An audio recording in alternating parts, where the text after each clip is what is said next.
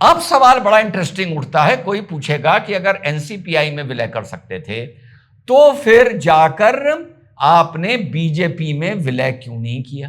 हे प्रभु, हे प्रभु, हे हरि राम कृष्ण जगन्नाथ प्रेमानंद, ये क्या हुआ? हे प्रभु, हे प्रभु, हे हरि राम कृष्ण जगन्नाथ प्रेमानंद, ये क्या हुआ? मैं कहता हूं वेस्ट बंगाल के डायमंड हार्बर के पुष्पा को शिवेंदु अधिकारी को राज्य पशु घोषित कर देना चाहिए। जिस तरीके से उसको टहलाया और घुमाया जा रहा है, वाकई उसकी स्थिति एक पशु जैसी हो गई है। पिछली बार टहल के सैर सपाटा करके निकल गया था, लोगों ने कहा यह क्या तरीका है, तो इस बार इंस्ट्रक्शंस आए ऊपर से कि इसको टहलाओ, ये हाथ जोड़ जोड़ के सबसे माफी मांगेगा और हर चौराहे पे जाकर अपना कान पकड़ेगा।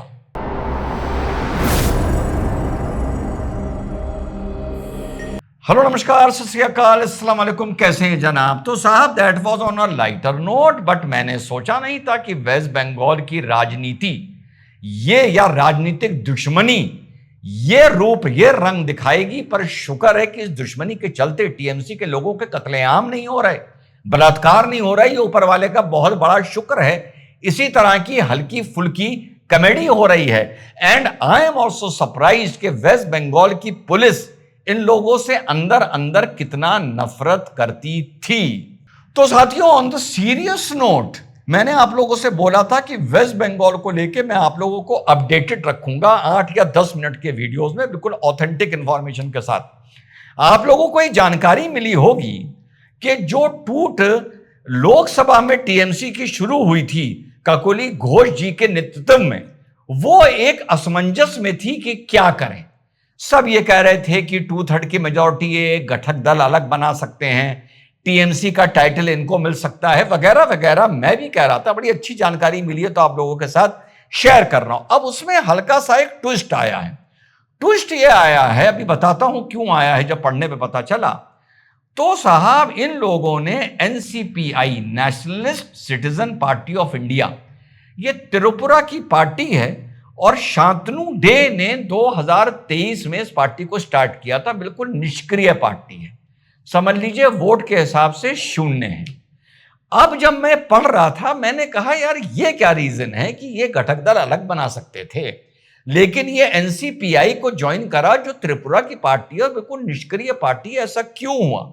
तो बड़ी इंटरेस्टिंग चीज सामने आई। इंटरेस्टिंग चीज सामने यह आई कि जब पार्टीज को रजिस्टर किया जाता है तो वो अपना संविधान इलेक्शन कमीशन में जमा होता है और उनकी जो डिसीजन मेकिंग होती है उस संविधान के अधीन ही होती है। वेरी इंटरेस्टिंग इंफॉर्मेशन, अधीन ही होती है।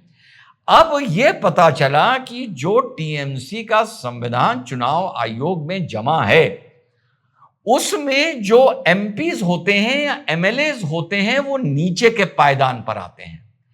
पहले इनका यह सिस्टम था कि जो इनकी राज्य कार्यकारिणी समितियां होती हैं, यानी स्टेट एग्जीक्यूटिव बॉडीज, जो कमेटीज होती हैं, वो मानी जाती थी, जो मेंबरशिप से चुन के भेजा जाता है, नॉमिनेट करके भेजा जाता है, वो मानी जाती थी डिसीजन मेकिंग बॉडी के टीएमसी का संविधान क्या है, टीएमसी आप कैसे छोड़ सकते हैं, टीएमसी का नाम की क्या है, आपके सिंबल का क्या है, सिंबल कैसे, नाम कैसे, मतलब पूरी डिटेल्स। उसके बाद इनके टीएमसी के संविधान में एक संशोधन आया और उसके बाद जो राष्ट्रीय कार्यकारिणी समिति है, यानी नेशनल एग्जीक्यूटिव कमेटी जो है टीएमसी की, उसको मोस्ट हाईएस्ट डिसीजन मेकिंग या पावरफुल बॉडी बना दिया गया। Not the MPs and the MLA, जो अक्सर केसेस में पार्टीज एमपीज और एमएलए बनाते हैं। अब ये उठा कि कोई, अब मैं इस वीडियो के एंड आते आते कोई एक आदमी सवाल पूछेगा, वो अभी बता दूं कि साहब ये बताइए कि ये प्रॉब्लम विधायकों को तो आई नहीं, अपना घटक दल बना के बैठ गए, तो सांसदों को क्यों आई? इसका फर्क यह है, जो पढ़ने पे मुझे पता चला कि जब विधायक टूटे थे तो जो इनकी राज्य कार्यकारिणी कमेटीज थी और राष्ट्रीय कार्यकारिणी जो इनकी कमेटीज थी, वो भी साथ में टूटकर इनकी तरफ आ गई थी, उनके कार्यकर्ता। तो सिर्फ विधायक नहीं टूटे हैं, लोअर लेवल पे बहुत से कार्यकर्ता टूटे थे। इसलिए उन्होंने अपना एक घटक दल बना लिया और वहां से यह फर्क आया कि ममता बनर्जी ने, आप लोगों को याद होगा, उस टाइम मैं भी ये सोच रहा था ये क्यों कर रही हैं, उन्होंने, ममता बनर्जी ने अपनी पूरी जो कार्यकारिणी समितियां थी उनको तत्काल विधायकों के टूटने के बाद भंग कर दिया और भंग करने के बाद उन्होंने जो कमेटी तैयार करी वो अपने बिल्कुल जो अपनी लॉबी के जो बचे उनके पास, उनके बिल्कुल हार्डकोर लोगों की नेशनल एग्जीक्यूटिव कमेटी और स्टेट एग्जीक्यूटिव कमेटी इन्होंने तैयार करी और उसको भंग कर दिया, जो उस कमेटी में मेंशन था कि जो अध्यक्ष है वो कर सकता है। अब विधायक तो टूट के अलग चले गए, लेकिन सांसदों के, अगर सांसद ये कोशिश करते कि स्पीकर को अपना रिप्रेजेंटेशन देते और अपने को टीएमसी होने का डिक्लेयर करते, तो जो कमेटी के मेंबर्स थे वो एज पर संविधान इस चीज को अलाउ नहीं करेंगे और इनकी जो अलग टीएमसी बनाने का सपना है वो सपना ही रह जाएगा और इनका सस्पेंशन भी हो सकता है। लेकिन उस संविधान में विलय को लेके कोई बात नहीं लिखी थी, जितना मुझे पढ़ने में पता चला है, विलय को लेके कोई बात नहीं लिखी थी। तो ये एक लूप होल था जिसका फायदा इन 20 सांसदों ने प्रथम दृष्टया उठाया है और इन्होंने जाकर nationalist citizen party of India, जो एक निष्क्रिय त्रिपुरा की पार्टी है, उसमें जाकर इन्होंने विलय कर लिया है।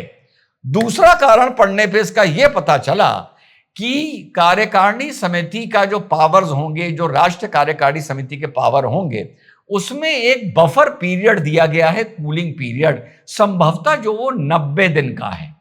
यानी 90 दिन के अंदर आप कोई ऐसा काम नहीं कर सकते जिसके चलते एक्सेप्ट फॉर विलय जो कार्यकारिणी समिति है वो उस पर ऑब्जेक्शन लगा दे और चुनाव आयोग भेज दे और आपके घटक दल को कोई उसमें रिकॉग्निशन ना मिले।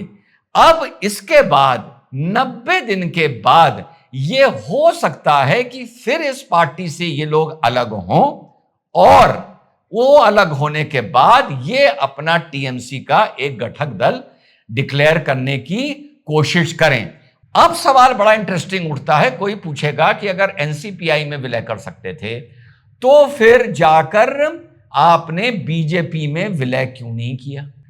अगर बीजेपी, यहां पे एक और ट्विस्ट है, अगर बीजेपी में ये विलय करते तो बीजेपी के आप मानिए कि 240 सांसद हैं, अगर ये विलय करते तो 260 हो जाते, 260 हो जाती और उसके बाद इनको वहां से निकलकर 3 महीने बाद कोई नई पार्टी बनानी होती तो 2/3 इन पर लागू हो जाता और 260 का 2/3 कितना होता ये आप सबको पता है। तो हुआ ये कि इन्होंने वो पार्टी ज्वाइन करी है जिसका कोई सांसद ही नहीं है। इस पार्टी से जब वो टूटने को बाहर निकलेंगे तो एक गुट में निकलेंगे और वहां पर एंटी डिफेक्शन लॉ लागू नहीं होगा क्योंकि यही 20 डिसीजन मेकिंग बॉडी होंगे। लेकिन जो शांतनु डे हैं, इन्होंने एक बयान दिया है कि इस पार्टी की स्थापना करने के बाद मैंने अध्यक्ष के पद से इस्तीफा दे दिया था, अब कोई और अध्यक्ष है। मुझे यह जानकारी मीडिया और सोशल मीडिया के जरिए से मिली है, मुझे इस विलय के बारे में कोई पता नहीं है। इसी संदर्भ में मैं दिल्ली जा रहा हूं अपनी जो भी अध्यक्ष हैं उनसे बात करने के लिए और समझने के लिए कि ये खेल हुआ क्या है।